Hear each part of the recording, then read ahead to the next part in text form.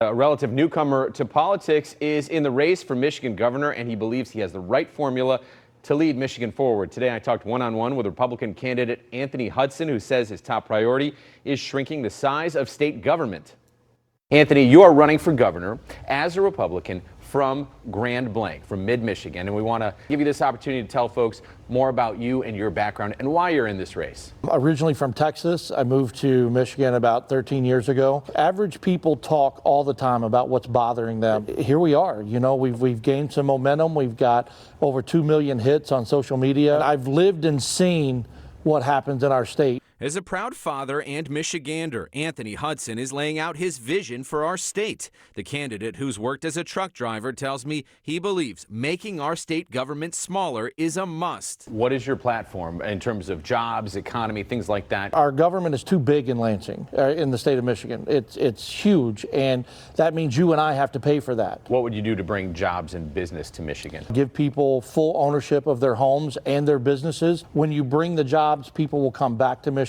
We want to eliminate the property tax, the state income tax, and we want people to keep their money. He says he is pro-life, pro-Second Amendment, and also for fixing our roads, but not in the way we've seen before. You've seen those roads up close. What more do you want to do, or what do you want to do differently?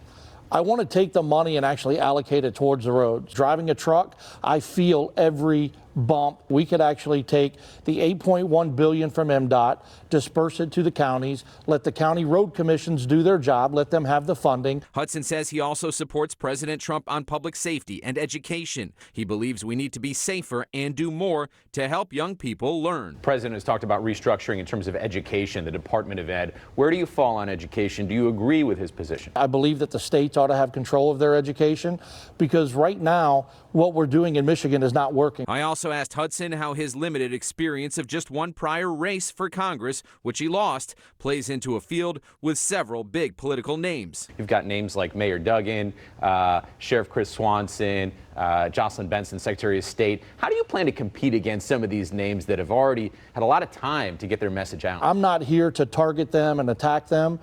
I need to focus on me. How do you plan to work with both sides to get things accomplished? Well, we have to have a level of aggression to go in, you know, someone that will go to bat on either side of the aisle, because the policies that we bring forward, they don't help just Republicans or independents or Democrats. They help all of us as a society.